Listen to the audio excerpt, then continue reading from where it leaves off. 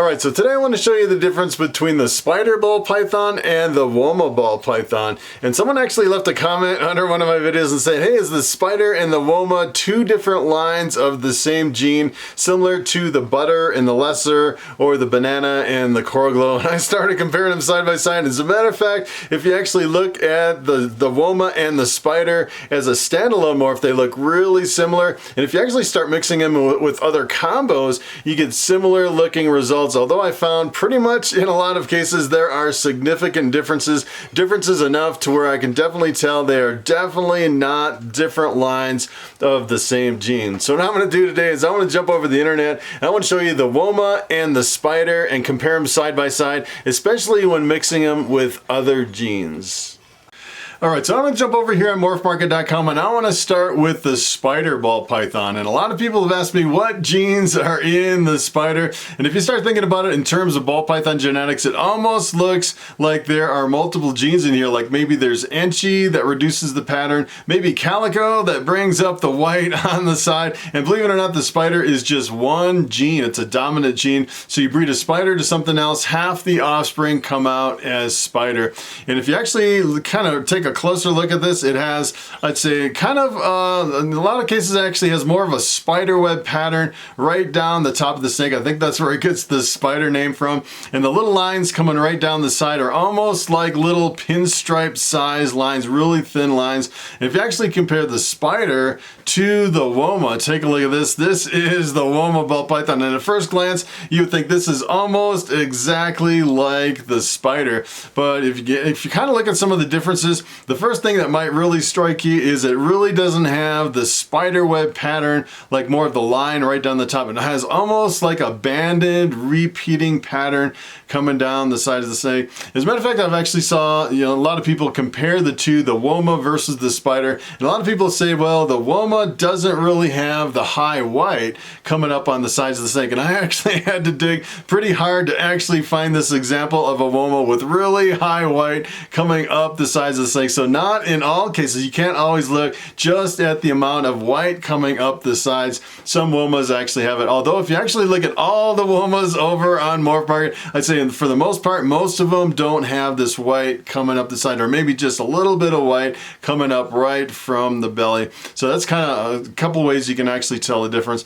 And the interesting thing is if you actually take two spiders and breed them together, 25% of the time you'll get a super spider, which is a lethal combination. And it's the same thing with the Woma. As a matter of fact, if you come over here to Morphmarket and you search for the super spider or the super Woma, you'll find nothing. No one has ever produced the super spider or super Woma and posted it over here on Morphmarket out of the hundreds of thousands of ball pythons over here. And if you actually take a spider and you breed it to a Woma, take a look at this, you'll actually get a Spider Woma, which is kind of interesting. And essentially what this tells me is it's not the same gene. If it was actually the same gene, you would think that the spider and the Woma, when bred together, would result in a lethal combination. So although they look the same, in a lot of cases they actually make combinations that really look similar. I don't think it's the same gene based on this snake right here. As a matter of fact, over here, if you come over to Morphmarket, there is about, I'd say maybe about 15 Spider Woma combinations. So it's pretty popular. You can actually make a Spider Woma. And a lot of people think that, the spider and the Woma are what we consider to be in the spider complex, which tends to have some neurological issues. A lot of people say you really shouldn't breed any two snakes in the spider complex together because you can increase your probability of head wobbles or neurological issues. Although I've seen a lot of Spider Womas, I've actually seen some on YouTube videos with no problems at all, no head wobbles. And it's kind of unfortunate for the spider and the Woma that I think there's a really small percentage, extremely small, that have really bad head wobbles or neurological issues. And some people really focus on those kind of genetic anomalies. I think it gives both genes a really bad name, although I think in most cases you don't really have any head wobble at all. I've actually produced some spiders and I haven't had any problems with any of the spiders that I actually produce. So I wanted to go over some of the base genes, some of the simple one gene animals in ball pythons, and then add the Woma to it, and then compare that to when you add the spider to it, and kind of compare the spider and the Woma side by side when you're combining it with some of these other genes in ball pythons. And I want to start with the Pastel, and I have to say this Pastel is probably the most amazing Pastel that I've ever seen over here on Morphmarket. Usually they're not as bright as this. This is pretty incredible, and the Pastel brings out a lot of the yellow, although I'd say in a lot of cases the Pastel will actually fade over time in most cases unless you mix it with the right genes. And the Pastel also tends to reduce the pattern a little bit. And here's what happens when you mix the Pastel with the spider. You get the bumblebee, and bumblebees are really incredible. You can tell this picture does not do the bumblebee justice. It looks like maybe it's not exposed right or something. If you actually take a bumblebee and hold it in your hands, it is like glowing. It's really an amazing snake. And if you actually look at the pattern on this, essentially in a lot of bumblebees you'll see this really crazy spider web pattern coming from the spider, and a really crazy head snap. If you actually compare this one to the Woma version of the bumblebee, take a look at this. This almost looks exactly like the bumblebee. And at first glance, the first thing you'll probably notice is instead of the really crazy spider web pattern, you're getting more of these stripes like a tiger pattern on the sides of the snake. And that's kind of the difference between the Woma and the spider. And I think in a lot of these cases, if you actually took the spider version and the Woma version and put them side by side, I'd say in most cases you could probably tell the difference between the two. Although I'll actually show you some of these genes, I don't think you could actually tell them apart. It's kind of tricky in some cases.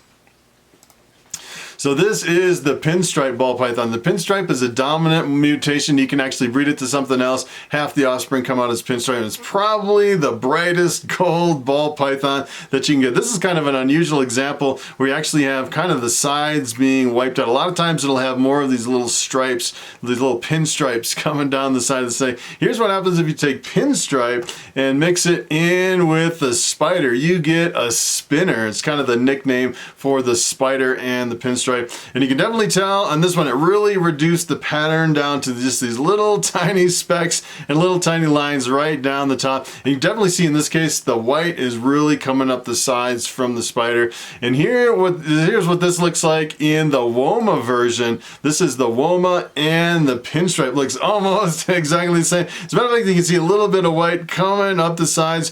And I've actually produced quite a few spiders, and a lot of my spiders, they'll have a lot of white, and some of them will actually have almost no white on the side. So if you're actually going by the white, I don't think you can really compare them.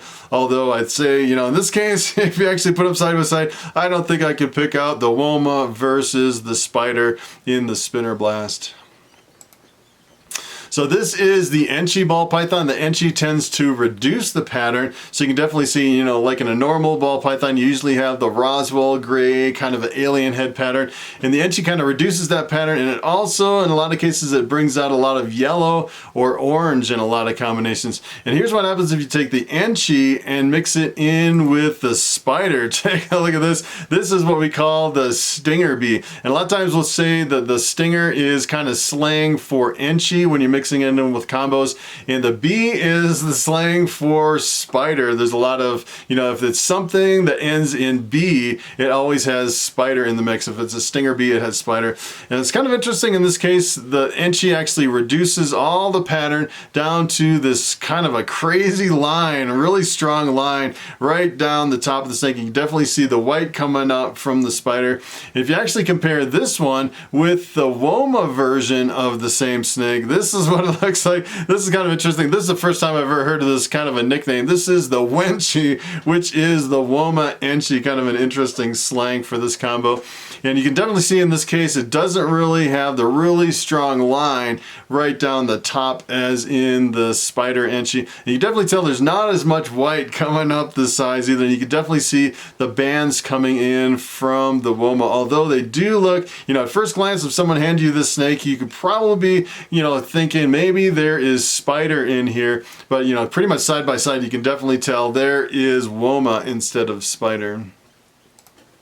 So here is lesser. This is when things get a little bit different when you're actually comparing the two genes. Lesser is in the blue-eyed leucistic complex. You actually breed two lessers together. You get an all-white snake with blue eyes, which is kind of interesting. Those blue-eyed leucistics are pretty awesome. Here's what happens when you mix lesser in with spider. You get a lesser bee, and the lesser bee actually has a lot of this spider web pattern coming down the top of the snake, and you actually don't see this spider web pattern when you're mixing in the Woma. Take a look at the Woma version of the snake, and this is really amazing, the difference between the Woma and the spider when you're mixing it in with lesser. This almost doesn't even look very close at all to the spider version of the same snake. Pretty amazing. It still almost has the little Roswell gray alien heads in some of this. It's kind of interesting when you start mixing the spider in with a lot of these really dominant visual morphs like the lesser or the banana, stuff like that. The spider seems to overpower a lot of the dominant morphs more than the Woma does,